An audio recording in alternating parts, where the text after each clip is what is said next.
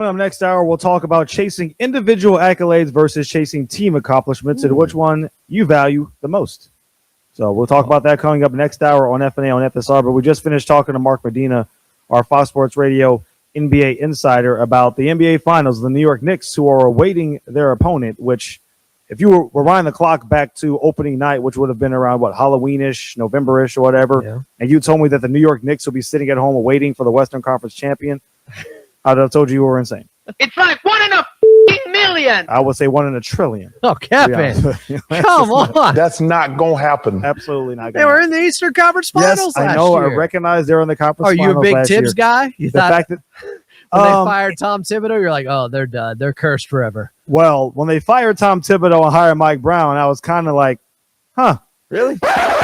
Not that I don't like Mike Brown. But if I'm going to be objective going into the season, if you were to put Mike Brown and Tom Thibodeau in front of me and say I need to hire one of these guys to lead my basketball team for a quest for a championship, I probably would have picked Tibbs. This is fair. I did like it though in this respect, more offensive creativity out there, and not playing your starters 48 minutes every game. More than the offensive creativity, which I would not have given Mike Brown credit for. Just being a little bit more reasonable with the minutes with your offensive starters or with your offensive players makes all the difference in the world. And I believe Josh Hart even mentioned that. I don't know if it was during the Eastern Conference Finals or potentially in the Sixers series, but acknowledging is like, yeah, we're fresher, and it's made a huge difference. How about that? We weren't burned out for the playoffs. Yeah, what a concept. Yeah, this Knicks team, basically since they smoked out Atlanta after a little bit of a scare in the first round, they were down 2-1. Remember that? You were talking about them firing Mike Brown, and it was a mistake, and what the hell, and this is ridiculous. You're out. Yeah. Yeah. Absolutely. Well, he probably would have gotten fired, yeah. if they lost that first round series, because the justification was, and it was a good point. You said it. Tom Thibodeau got him to the conference finals. Yeah. Now you're flirting with getting eliminated in the first round to the freaking Hawks. You had to at least get to the conference finals. They went even a step further, and they've been a damn buzzsaw with the way they have gone through teams in just the fashion they have ever since they won that game by 61 points. Yeah, buzzsaw. Yeah. Since game 4 of the first round series against Atlanta, or I should say game 3, I think it was our last loss. So they have not lost the game since then. They have been one of the hottest playoff teams in our lifetime. Now, granted, it's the Eastern Conference. And granted, the Cleveland Cavaliers blew a 22-point lead, and I think the entire complexion of that series, you go from what I think would have been a 6 or 7 game series to getting swept because you blow a game like that. It's the same thing to me, Kevin, as the 95 finals. If Nick Anderson doesn't miss those shots at the free throw line, we're talking 4 free throws. Clutch! Not so much. They win that first game. Kenny Smith doesn't get the 3 to tie it to send it into overtime. Orlando might win the series. They were that talented. The Cavaliers were talented, but you blow a game like that, you can't recover psychologically. Yeah, it makes it really, really difficult at that point in time. The New York Knicks have a plus 19.5 net rating. That is better than the 2017 Warriors, who ran roughshod through the postseason before, of course, they blew the 3-1 lead to LeBron James and the Cleveland Cavaliers. But that tells you how dominant they have been in this postseason. And I'm not saying they're better than that team. No, they're not Obviously, even close. It's inflated because of level of competition, and they have been extremely hot with the shooting. And then there's something else, and this would worry me if I'm a Knicks fan. Andre 3000 ways to hate on FNA. Listen up. FNA, Cotton, FNA. Oh, yeah, big Knicks fan. He's been relatively quiet. Yeah. Why are you mad at me, Adam? Oh, there he is. There he is. There's Andre. So the New York Knicks, listen to this stat. This is wild.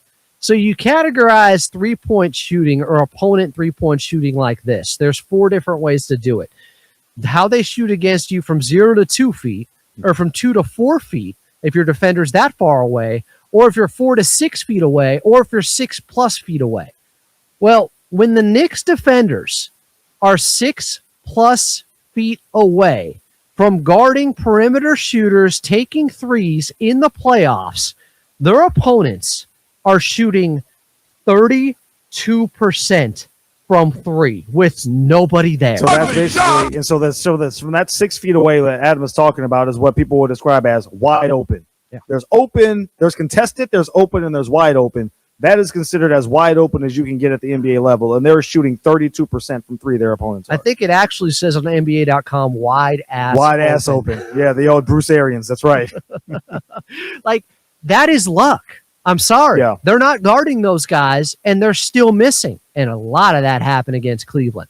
And As crazy as it was with what Kenny said, look, he may be right, but you can never say that. You just can't. You can't put that red meat out there for everybody to go, oh, it's the analytics champ forever. That soundbite, he'll never overcome that unless they win a championship. But there is something to the fact that they were getting a lot of open shots, which means your offense is working. You're creating good looks out there against a very good defense, but they couldn't knock them down. To go back to the Cavs for a half a second, that would have been one of my pushbacks for Mark Medina for the shortcomings that James Harden has, and he has many of them, the turnovers and not making threes. When he had the whole quote about, I am the offense or whatever, to a certain degree he is. I'm the system. That's what it was. I am a system. I'm not a system player. I am a system. He created the majority of those open looks for the Cavs. They just weren't making them, despite the fact that he didn't really play all that well individually, making his open shots. Yes, he turned the ball over. If the Cavaliers make their shots, if they don't win the series, they at least make it extremely more competitive. He was still bending the defense. And when you lose a 22-point lead with 7 minutes and 50 seconds left in the fourth quarter, that's an all-time collapse. That's not oh, these happen once every playoffs. Some team's going to do it. No. This is historically bad. So I'm not surprised they could never recover from that. But there's a little bit of an argument on both sides when it comes to James Harden, I think, if you're really being fair about the way he played in these playoffs than just, oh, he's a choke artist, he didn't show up. It's like, well, his assist-to-turnover ratio wouldn't look nearly that bad if guys were actually hitting shots for him. He created those looks, as you said. Yeah, so that's the one drawback there. But I will give credit to the Knicks. I mean, they took advantage of it, and they were able to. They made their shots. They've adjusted. You mentioned the offensive adjustments, where it was purely a Jalen Brunson operation last season, to a point where I think it kind of wore them down a little bit. Now they've been a little more diverse in their offensive sets. They let Cat do a lot more offensively, working off of him, something that they didn't do a lot last season. And I think that's actually saved Jalen Brunson for more clutch situations. So that was a smart tactical move that Mike Brown incorporated for them this year. Now you're talking rest versus rust. And I think we mentioned last week, it is common knowledge or general knowledge. It's accepted that the Western Conference is the best, and this is the NBA Finals. Basically, the de facto finals are happening right now in the West. And I believe that. They're the two best teams. But there is a war of attrition angle to this. And the Knicks have showed that they're good enough to me that they can scare one of these teams and possibly win because they have this huge rest advantage against two teams in the Western Conference. Whoever comes out of it, they're going to be beat up because they already are. Yeah. They already are down guys. They already have guys who are playing hurt. That is going to help the Knicks. I give them a legit shot. I give them a shot because of how they're built. You know, we talk about the switchability factor for Oklahoma City and the Spurs and how they have all these wings who are young and athletic. They don't have the depth, but at the top end of the roster, so do the Knicks. OG, Bridges, Hart, Shamet, all these guys are 6'5 plus that can defend multiple positions. Now, the problem is, and this is an issue they might run into, they might have to play these guys 38, 40 minutes or whatever, because you start getting deeper into the bench. That's an advantage that Oklahoma City most definitely and San Antonio to a certain degree both have over them, which is why ultimately I would end up picking either of those teams over the Knicks. They just don't have the depth. But if we're talking about top versus top, the Knicks have what it takes to be able to hang with them. So to your point, things break their way. Some injury factors with the San Antonio Spurs or most definitely with Oklahoma City. There is an avenue to where the New York Knicks can force this to 6 games, and if you can get it to 6, why don't you have a legitimate shot to be able to win the series? Well, and when we tease the team of destiny, I think some of that momentum and that feeling from fans is we just saw what the Indiana Pacers did last year. Perfect example. And I brought up how everybody thought OKC could just run over them last year. And it went 7, and they could have easily won if Halliburton doesn't go down with the Achilles. They led it to half. People are now saying, well, the Knicks kind of looking the same. They're looking like a team that just is on one of those magical runs. But I agree with you. I'd take whoever came out of the West because they are going to target the hell out of Jalen Brunson, and there is a real weak link there, and with Cat at times, and that's something that the Spurs and OKC, they don't have many defenders you can go at, if any. Yeah.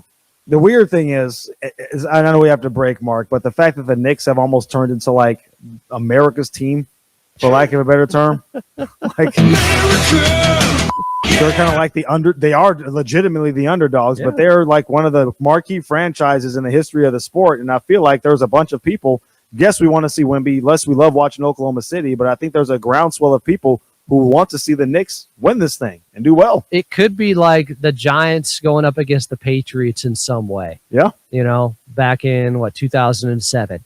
And I'm not saying that the difference in talent is that drastic. You've got one team that's going for a perfect season or anything like that.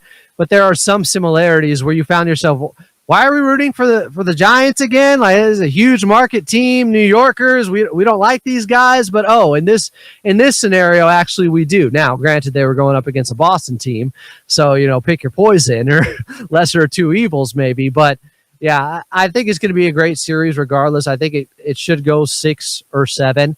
I do. I think the Knicks can make it interesting. All you got to do is steal one.